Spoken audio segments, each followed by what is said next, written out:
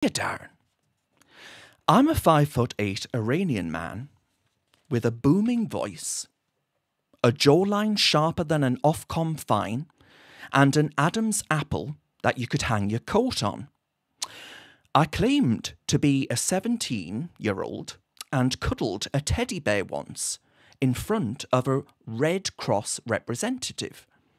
Am I able to stay? And I replied, you poor lamb, of course you're able to stay, no questions asked. Here at the ECHR, if you so much as glance at a soft toy, you're basically Peter Pan. No questions asked. The jaw, the bone structure, the deep voice, the Adam's apple more prominent than goodness only knows what. Silly social constructs. We don't believe in those things here. You are whatever your immigration lawyer says you are, my darling. Now be a good boy, pop your cap back on to hide your alopecia and enjoy your free hotel, your 3 meals a day and your legal aid for the next 5 years. What a poor soul. Can you imagine what that child has been through?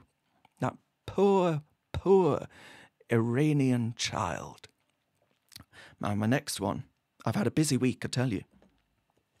My next one. Dear Darren, I'm a convicted Iranian sex offender with a history of drink, drugs, and generally being a bit of a menace. I distrust authority, and if I'm deported to Iran, this is another Iranian fellow, get a lot of these nice chaps, the Iranians, not at all barbaric. I might shout at airport officials if I'm deported. That would be awkward for the British state, wouldn't it? Awkward? Sweetheart, it would be a human rights violation to even mention the D word. You've suffered more than enough. Prison, public scorn, being gently told, no, the British taxpayer can't look after you now. It's too much. It's too big a cross to bear.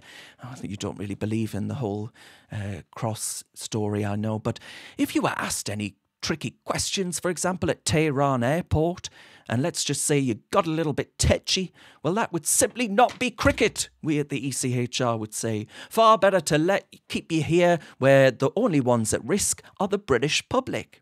And between us, they're just not as fashionable as you Persians. So here's a cup of chamomile tea and a council flat in Hackney. Diane will take you in personally. Chin up, old chap. You're staying in Blighty. My next one. Dear Darren, I'm an Iraqi migrant who claims to have fled over an exam scam. It would help if I put it up for you, wouldn't it? I conveniently lost my passport, forgot my mum's number, and had my phone binned by a smuggler named Steve, allegedly. Steve. It must be true if he's called Steve. My life story changes every 15 minutes. Can you still allow me to stay? Well, this Iraqi must just have some form of PTSD. I replied, I said, you cheeky little scamp. Here at the ECHR, inconsistencies are part of your charm.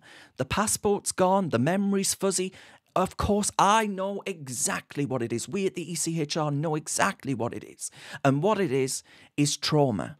And trauma is terribly inconvenient when you want to remember important details. And who among us hasn't accidentally claimed to have lost both and never owned the same phone? I never had it and I lost it. Which one is it? I don't know. Trauma. The important thing is that you feel safe, preferably in Britain, indefinitely, with unlimited appeals, hot water, on demand. You might not remember your backstory, but don't worry, we at the ECHR will help you write a new one, because human rights laws, that's where it's at. Cash cow in extremis. What's my next one?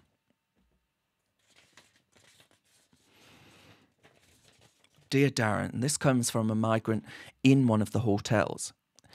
I'm a devastated asylum seeker being cruelly evicted from my hotel. It had brown carpets, Darren. Brown.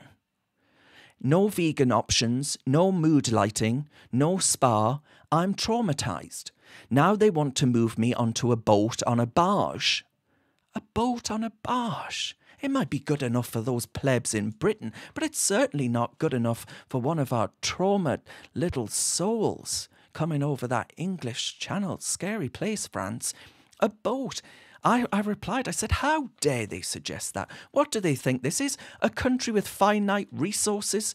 Rachel Reeves with a budget more stretched than goodness only knows what? You came here to flee persecution and the French coast, and Britain promised you 4-star comfort with continental breakfast and soap. That didn't come in a pump bottle.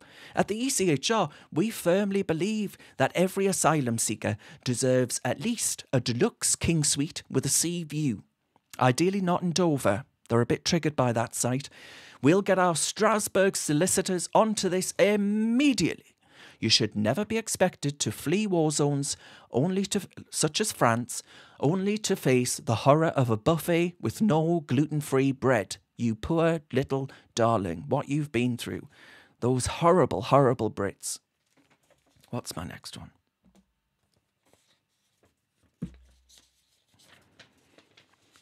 Dear Darren, I'm a Pakistani sex offender. I get a lot of these. After being jailed for previous attacks, I assaulted a teenage girl.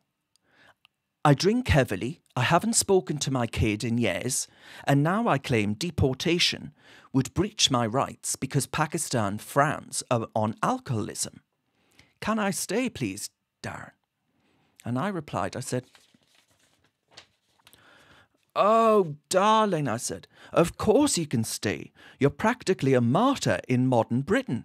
We can't possibly deport you to a country where people might look askance at your grog habit, your dirty, filthy habit. That would be culturally insensitive on an imperial scale, and we don't like imperialism here at the ECHR. Remember, the Brits did that, and they're horrible. You've committed terrible crimes, mind, but the real crime here is the potential discomfort that you might feel being asked to go elsewhere. So I say, you stay right here, you stay in Britain, you crack open another can, I don't know, Stella may be your choice, maybe one of those new craft ales, you can afford it, you've got the benefits of the British, and apply for social housing. You'll get it, one of Rachel Thieves' new 1.3 million homes. That ain't going to the British, that's going to be going to people like you, people in real need, those Brits that don't deserve it. I actually hear that there's a place going next door to your victim's family. I'm sure they'd love you to rock up again. It was just a misunderstanding, wasn't it? So there we are. That's my week at the ECHR. I was well paid for it. A week in the life of our immigration system here in Britain, where the ECHR reigns supreme and common sense is left bobbing somewhere in the English Channel. The message is clear. I hope you've got it. If you've lied, if you've assaulted, if you've reoffended, or if you simply feel a little bit